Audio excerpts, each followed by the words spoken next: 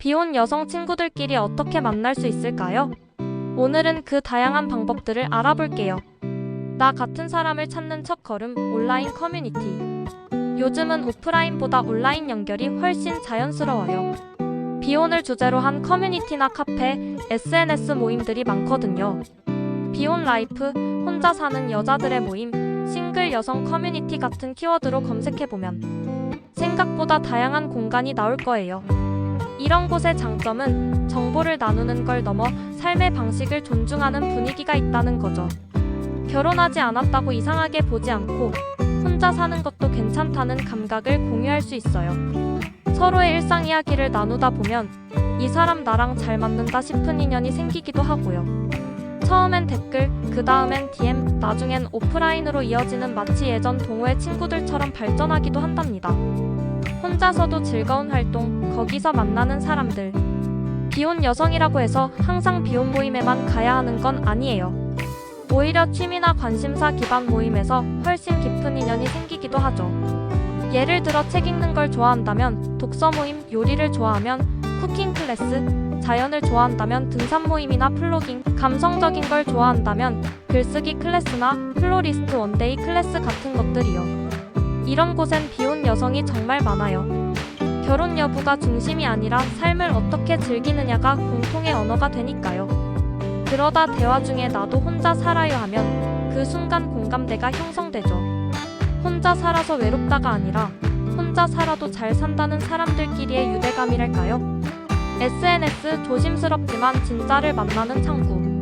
인스타그램이나 블로그 같은 SNS는 현대판 일기장이면서 동시에 새로운 관계의 장이기도 해요. 비혼 여성들은 종종 자신의 일상, 가치관, 생각을 글이나 사진으로 공유하거든요. 그걸 읽다 보면 나랑 비슷한 감정선을 가진 사람을 금방 느낄 수 있을 거예요. 비혼 여성, 싱글라이프, 1인 가구, 여자 혼자 사는 법 같은 해시태그를 찾아보다 보면 누군가의 집, 식탁, 주말 풍경이 유난히 따뜻하게 느껴질 때가 있을 텐데요. 그게 바로 대화의 시작점이 될 수도 있죠. 글 너무 공감돼요. 저도 비슷한 생각했어요. 이런 짧은 한마디가 인연의 시작이 되기도 하거든요. 물론 너무 급하게 다가가면 부담스러울 수 있으니 서로의 일상을 존중하며 조금씩 거리감을 좁히는 게 중요해요. 지역 커뮤니티나 여성센터 활용하기. 각 지역의 여성센터나 문화센터에서는 비혼 여성, 1인 가구를 위한 프로그램을 자주 운영해요. 요리교실, 재테크 강의, 건강관리 프로그램, 1인 가구 네트워킹 모임 같은 것들이요.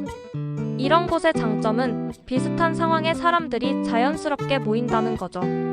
게다가 공식적인 기관에서 주최하니 안전하고 신뢰감도 크고요. 프로그램 참여도 부담 없고 참여자들도 서로의 삶을 존중하는 분위기라 편안함을 느낄 수 있을 거예요. 여기서 생긴 인연은 종종 노후에도 함께 살자 같은 공동체로 이어지기도 해요. 요즘은 그런 비혼 커뮤니티 하우스 계획도 많아지고 있으니 작은 모임 하나가 인생을 바꾸는 계기가 될 수도 있답니다. 봉사활동, 가장 인간적인 연결. 의외지만 봉사활동은 비혼 여성에게 좋은 친구를 만날 수 있는 공간이 될 수 있어요. 동물보호소, 아동센터, 복지관, 환경 캠페인 등등 다양한 곳에서 말이죠. 이런 곳에서는 결혼 유무보다 마음의 방향이 같은 사람들이 모이게 돼요. 함께 일하고 대화하고 웃고 나면 관계가 금방 가까워지죠.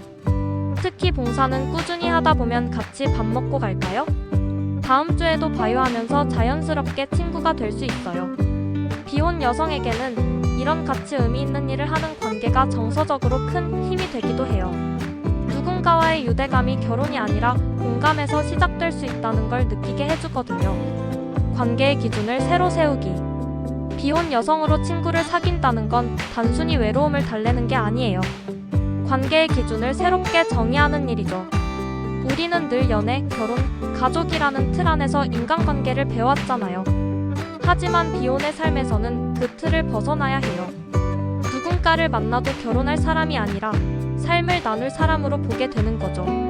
그게 훨씬 자유롭고 진실한 관계를 만들 수 있어요. 친구가 되는 데는 조건이 필요 없어요.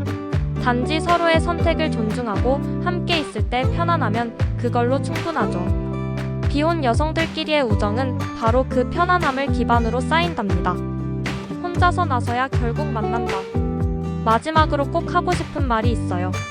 비혼 친구를 만나고 싶다면 일단 밖으로 나가세요. 세상은 생각보다 넓고 나 같은 사람은 정말 많으니까요. 집안에서 SNS만 보고 있으면 그 사실을 느끼기 어려울 거예요. 혼자 영화 보러 가도 클래스에 가도 여행을 떠나도 괜찮아요. 그 과정에서 비슷한 결을 가진 사람은 꼭 나타날 거예요. 그리고 그 만남은 결혼, 연애보다 훨씬 단단할 때가 많죠. 비혼의 인생은 외로운 길이 아니라 자기 세계를 가진 사람들끼리 느슨하게 연결되는 삶이에요. 그 연결의 실마리를 스스로 만들어 보면 혼자여도 외롭지 않은 인생이 가능하다는 걸 실감하게 될 거예요.